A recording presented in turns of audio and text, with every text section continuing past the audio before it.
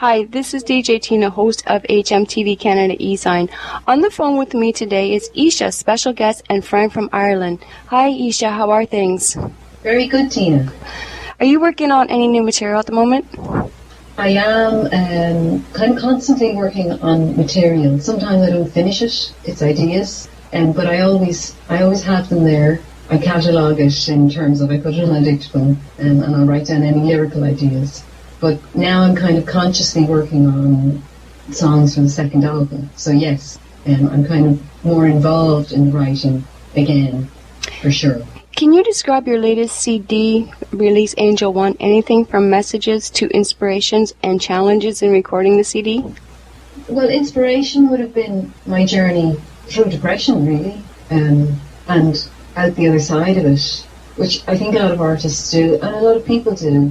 It's not confined for the privilege of just artists, but I think what we have is a means to express it creatively, and that's what I did. I expressed that journey and the thoughts that it brought to me, and the emotions, the feelings, and I tried to put those into the music, and so that's why I call it a journey from tears to joy, because I've come out the other side of that now, so I think the next album will be slightly different. That's where the challenges came in recording your CD? We had no money.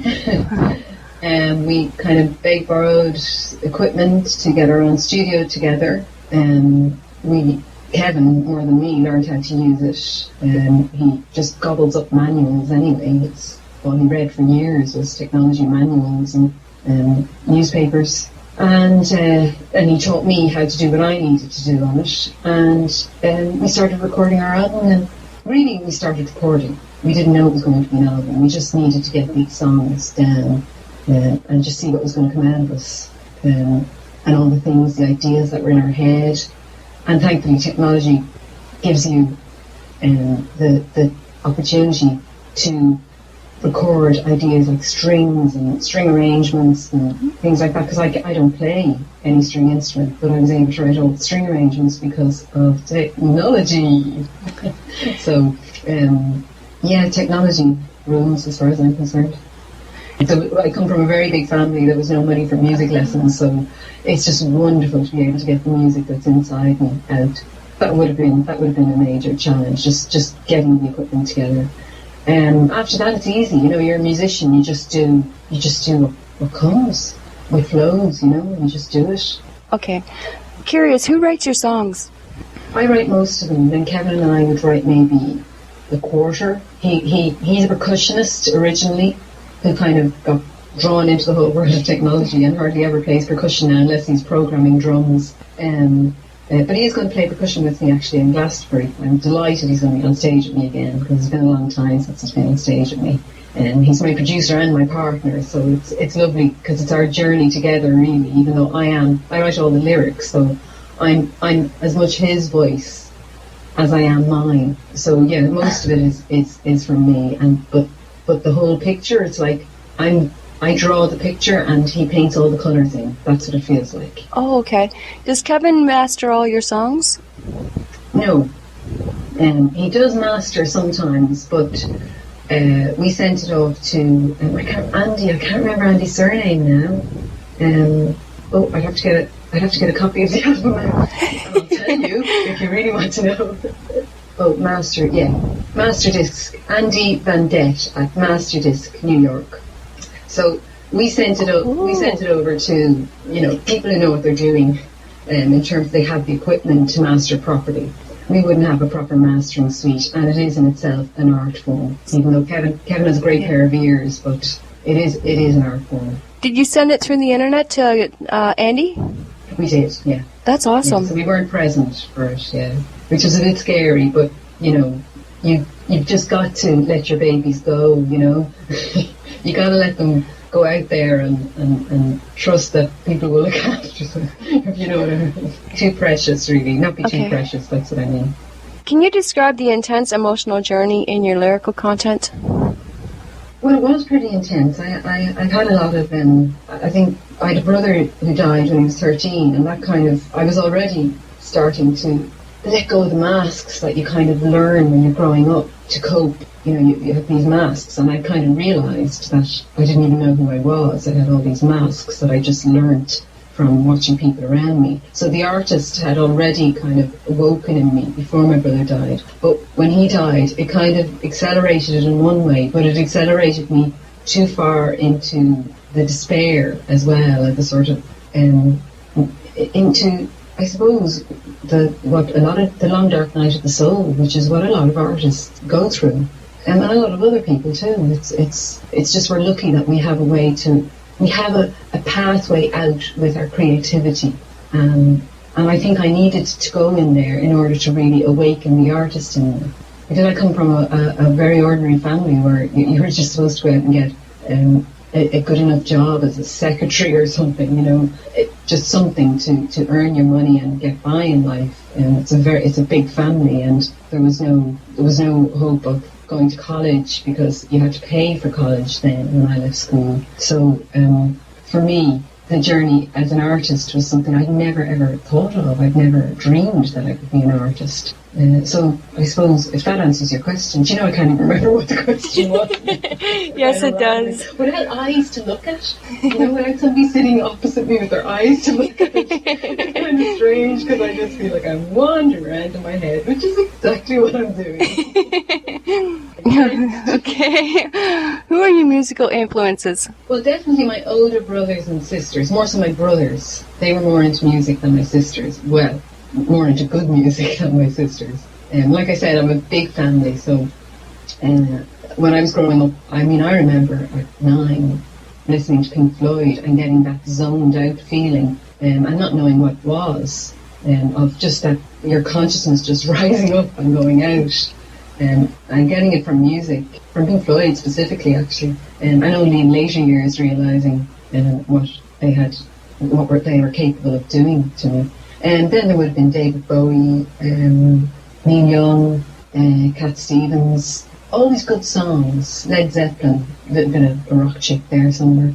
All these good songs. And then my dad was a trumpet player, but his whole thing was emotions in music and musicals.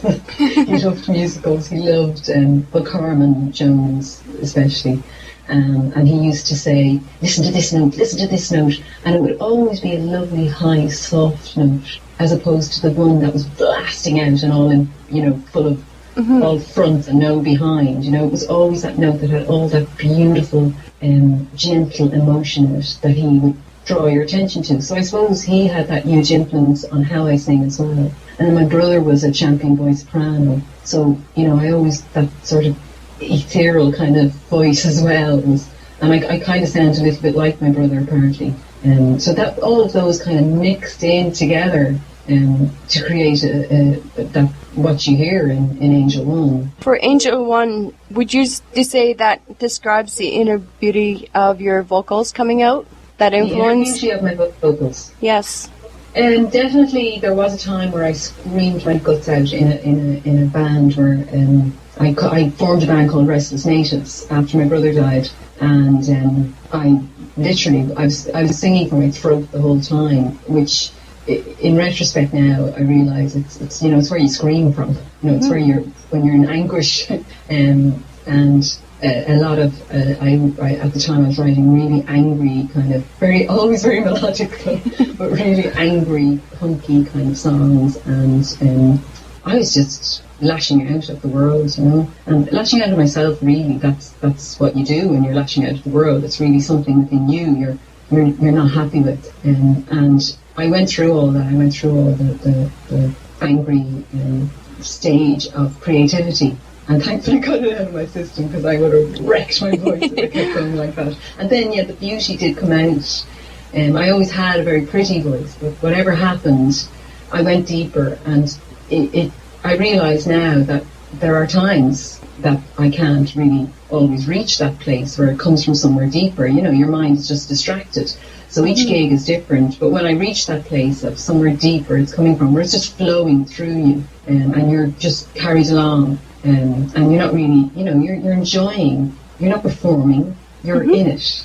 and that is where my true voice is. So that's basically how your sound has changed from previous being in a punk band to coming out with that inner beauty with Angel One.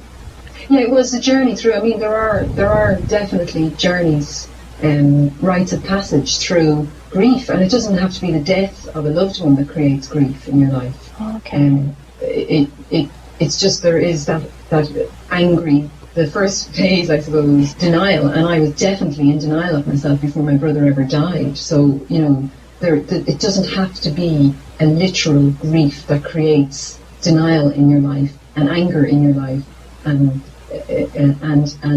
the other stages of grief in your life. And so, definitely, we are all on that journey to the inner beauty. I suppose for me, I have physical things that happened that kind of propelled me along or pushed me into it. What are your live performances like? Very emotional and gentle. Very emotional and very gentle. And getting more so, I think, as new songs come.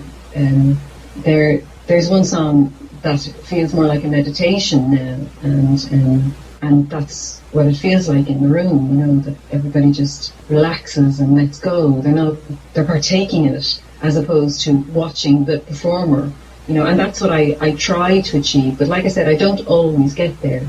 And life kind of distracts you, and there's things in your mind that are distracting you from going to that place. Like when you meditate, sometimes you can have a great meditation, and sometimes you just can't let go of the thoughts at all. So that's basically what the performance is. I try to make them like a carry the audience with me and involve the audience with, and I don't mean them clapping along. I mean involve them emotionally, because what I sing about is what everybody goes through. There's nothing that I have experienced or that I sing about that doesn't touch someone at some stage in their life. And I find actually with the album that there hasn't been one single song that, or rather the other way around, every single song somebody has said that's my favourite song. So there's, in that journey, people are relating to the part of the journey that I put into a particular song.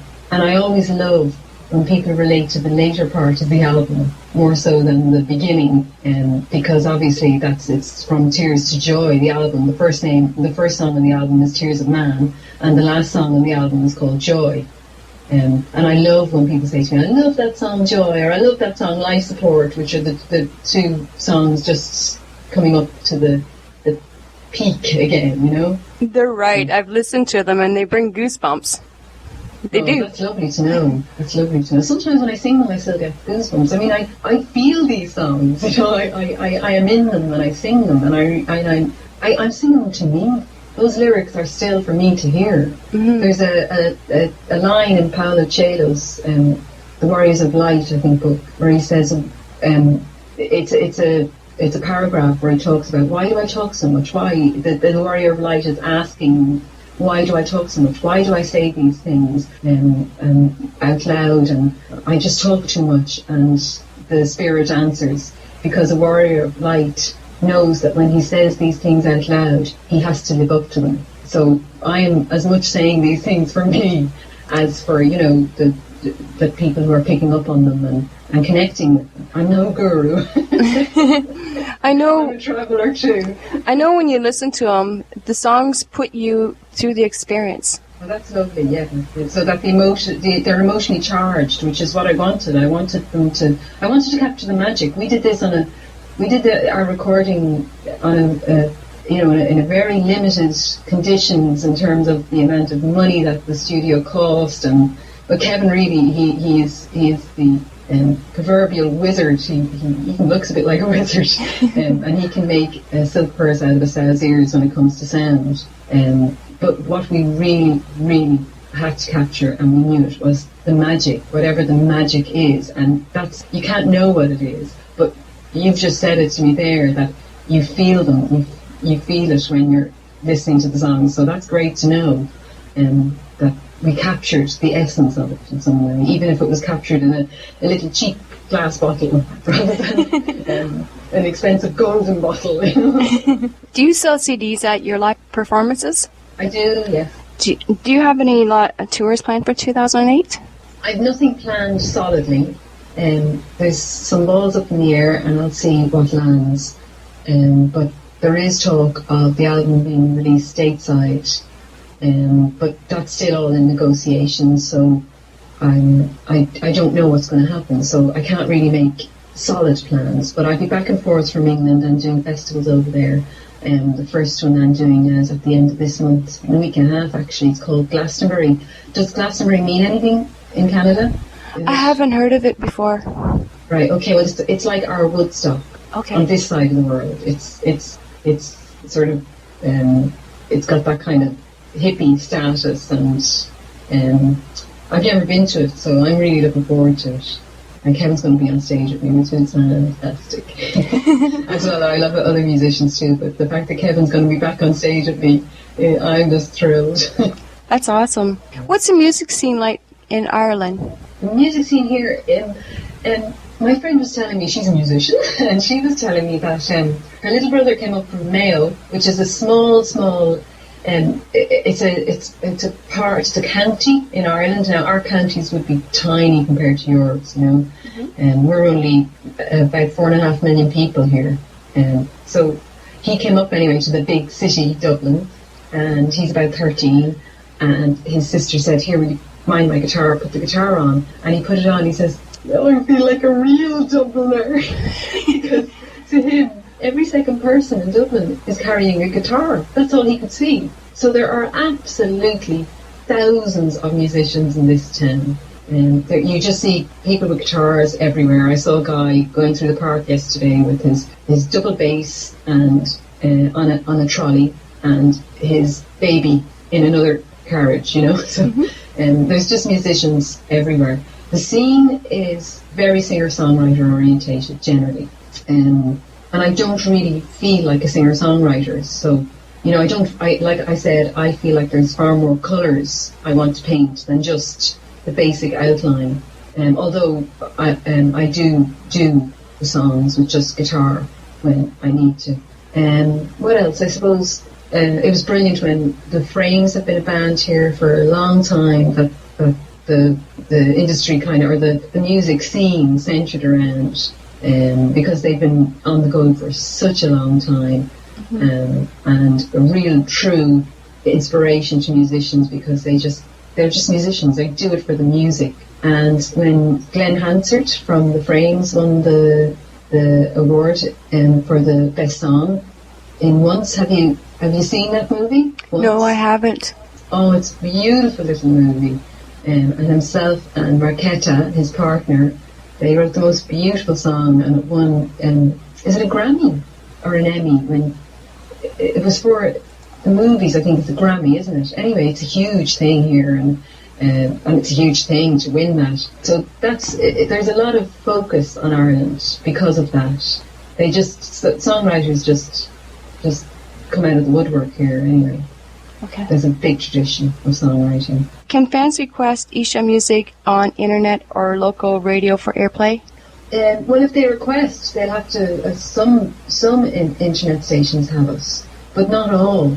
But if they request, maybe they'll come looking for us, which would be great. Yeah. But no, I don't think we're played on every internet station around the world. No, definitely not. I mean, it's all very early stages for us because we're doing it all ourselves. So it's like it starts with a dot in the middle and it kind of spirals out very gently. And if you get to jump and leap to a bigger spiral, well, that's great. But you know, the journey is there as something we have to do. So there's no huge budget behind us. We have to just get on with just letting people hear the music as much as we can. So yeah, people do please request it, and they can go to ishamusic.com. That's ISE music, all one word, .com, and they can, or go to MySpace, the same address, and it's the /ISEmusic.com as well. Or sorry, ISE Music for MySpace, MySpace.com/ISE Music, and hear and you know, request and buy it if they want. It's available as well on download sites. Do you sell merchandise as well?